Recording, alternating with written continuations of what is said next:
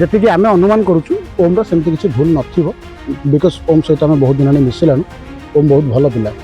ମୁଁ କହିଲି ନା ଯେ ତାର ପ୍ୟାନିକ୍ ଆଟାକ୍ ବେଳେବେଳେ ଆସେ ଗାଡ଼ିରେ ବସିଲା ବେଳେ ହଠାତ୍ ବ୍ରେକ୍ ମାରିଦେଲେ କି ଆକ୍ସିଡେଣ୍ଟଟା ଗୋଟେ ହେଇଯିବ ବୋଲି ସମ୍ଭାବନା ଆସିଲେ ତାକୁ ପ୍ୟାନିକ୍ ଆଟାକ୍ ଟିକେ ଆସେ।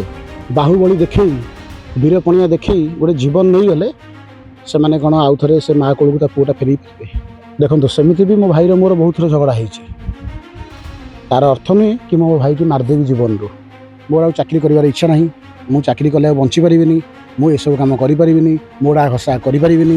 ଦେଖନ୍ତୁ ଯେତିକି ଖବର ଆମ ପାଖରେ ପହଞ୍ଚିଛି କି ଘଟଣାସ୍ଥଳରେ କୌଣସି ବି କଲ୍ ଆମକୁ ଆସିନି, ଆଉ ନା ଘର ଲୋକଙ୍କୁ ଆସିଛି ନା ଆମକୁ ଆସିଛି। ଆଉ ଯେତେବେଳେ ଖବର ଆସିଲା ସେତେବେଳକୁ ସବୁ କାମ ସରିଯାଇଥିଲା।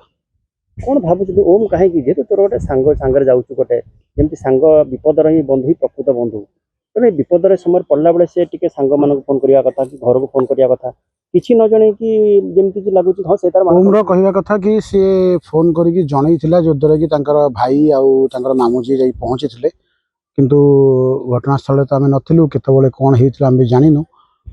ଏସବୁ ବିଷୟରେ ତଦନ୍ତ କରାଯାଉ। ତଦନ୍ତ କରାଯାଇକି ସମସ୍ତଙ୍କୁ, ଯେତେ ଜଣ ବି କଲପ୍ରିଟ୍ ଅଛନ୍ତି ସବୁ କଲପ୍ରିଟ୍ଙ୍କୁ ତଦନ୍ତର ଘେରକୁ ଅଣାଯାଉ। ଯେଉଁମାନଙ୍କ ଉପରେ ସନ୍ଦେହ ଅଛି, ଯେଉଁମାନେ ଘେରକୁ ଆସୁଛନ୍ତି, ଯେଉଁମାନେ ଘେରକୁ ଆସିବି ନାହାନ୍ତି, ଏ ସମସ୍ତଙ୍କୁ ତଦନ୍ତର ପରିସରଭୁକ୍ତ କରାଯାଉ। ଆଶା ଅଛି କି ଉଚିତ ନ୍ୟାୟ 7 to 8 days ମିଳିଯିବ ବୋଲି।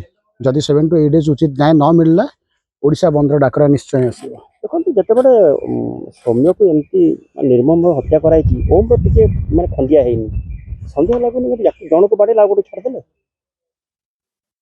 ଏ ପ୍ରଶ୍ନର ଉତ୍ତର ମୁଁ ତ ଦେଇପାରିବିନି। ଏ ପ୍ରଶ୍ନର ଉତ୍ତର କ୍ରାଇମବ୍ରାଞ୍ଚ ଡିପାର୍ଟମେଣ୍ଟ ତାର କାମ କରିକି ଦେଖେଇବ।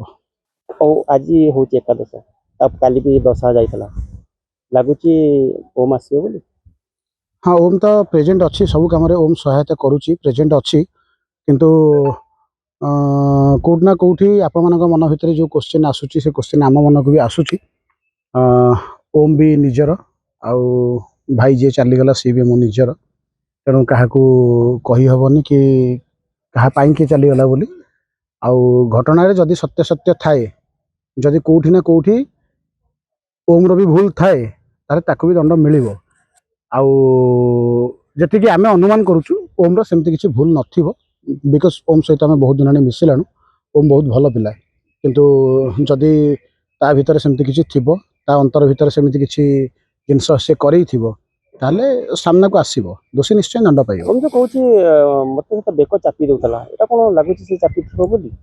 ହଁ, ଚାପିଥିବ। କାହିଁକି ନା ପୂର୍ବରୁ ମୁଁ କହିଲି ନା ଯେ ତାର ପ୍ୟାନିକ୍ ଆଟାକ୍ ବେଳେବେଳେ ଆସେ ଗାଡ଼ିରେ ବସିଲା ବେଳେ ହଠାତ୍ ବ୍ରେକ୍ ମାରିଦେଲେ କି ଆକ୍ସିଡେଣ୍ଟଟା ଗୋଟେ ହେଇଯିବ ବୋଲି ସମ୍ଭାବନା ଆସିଲେ ତାକୁ ପ୍ୟାନିକ୍ ଆଟାକ୍ ଟିକେ ଆସେ।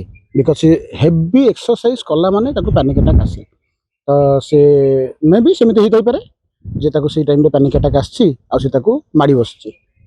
ପୋଷ୍ଟମର୍ଟମ ଯେଉଁ ଷ୍ଟେରଏଡ୍ ଆସିଲା, ଲାଗୁଛି ତାର କିଛି ଷ୍ଟେରଏଡ୍ କେବେ ବି ମୃତ୍ୟୁର ରିଜିନ୍ ନୁହେଁ। ଦେଖନ୍ତୁ, ମୁଁ ଆଲକୋହଲ ପିଇଲି, ଆଲକୋହଲ ମୋ ବଡ଼ିକୁ ଗଲା, ମୁଁ ନିଶାସକ୍ତ ହେଲି, ନିଶାସକ୍ତ ଅବସ୍ଥାରେ ମୁଁ ଭୁଲ କଲି। ତ ମୁଁ ଯେଉଁ ଭୁଲ କଲି ସେ ଭୁଲଟା ମୁଁ କରିନି, ମୋତେ ନିଶା କରେଇଛି ସେ ଭୁଲକୁ। ତ ସେ ଭୁଲ ପାଇଁ ମୋତେ ମୃତ୍ୟୁଦଣ୍ଡ ନୁହେଁ। ଯେଉଁ ଭୁଲଟା ମୁଁ କଲି ସେ ଭୁଲ ପାଇଁ ମୋତେ ମୃତ୍ୟୁଦଣ୍ଡ ନୁହେଁ। ଏଠି ଯେହେତୁ ଗୋଟେ ଦୁଇଟା ଝିଅଙ୍କର ଚରିତ୍ର ଉପରେ କଥା ଉଠୁଛି, ତେଣୁ ଇଏ କଥାକୁ ଆମେ ଇଜିଲି ଗ୍ରହଣ କରିପାରୁନୁ କି ଏତେ ବଡ଼ ଭୁଲ ବୁବୁ କରିଥିବ ବୋଲି, ସୌମ୍ୟ କରିଥିବ ବୋଲି। ଆଉ ଯଦି ବି ସେ କରିଥାଏ ତାହେଲେ କର୍ତ୍ତବ୍ୟ ଥିଲା କି ଆମେ ତାକୁ ବାଡ଼େଇଲେ, ବାନ୍ଧିଲେ, ପୋଲିସର ଜିମାରେ ଦେଇଥାନ୍ତେ, ପୋଲିସ କାର୍ଯ୍ୟାନୁଷ୍ଠାନ ଗ୍ରହଣ କରିଥାନ୍ତା, ମାନ୍ୟବର କୋର୍ଟ ଯାହା ନିର୍ଦ୍ଦେଶ ଦେଇଥାନ୍ତା ସେ ନିର୍ଦ୍ଦେଶ ଅନୁସାରେ କାର୍ଯ୍ୟାନୁଷ୍ଠାନ ଗ୍ରହଣ କରାଯାଇଥାନ୍ତା। କିନ୍ତୁ ଏଇଠି ଧରମ ଭାଇମାନେ ଯେଉଁ ନିଜ ହାତକୁ ଷ୍ଟ୍ରଙ୍ଗ କରି ବାହୁବଳୀ ଦେଖେଇ ବୀରପଣିଆ ଦେଖେଇ ଗୋଟେ ଜୀବନ ନେଇଗଲେ, ସେମାନେ କ'ଣ ଆଉ ଥରେ ସେ ମା କୋଳକୁ ତା ପୁଅଟା ଫେରେଇ ପାରିବେ? ସେମାନେ କ'ଣ ଆଉ ଥରେ ସେ ମଲା ଶରୀରକୁ ଆଉ ଥରେ ଜୀବିତ କରିପାରିବେ? ଯଦି ସେଠି ସେମାନଙ୍କର ଅଧିକାର ନାହିଁ ମଲା ଶରୀରକୁ ଜୀବିତ କରିବା ପାଇଁକା, ତାହେଲେ କିଏ ତାଙ୍କୁ ଅଧିକାର ଦେଇଥିଲା ଗୋଟେ ଜୀବନ୍ତ ଶରୀର ଭିତରୁ ସେ ଆତ୍ମାଟାକୁ କାଢ଼ିବା ପାଇଁକା?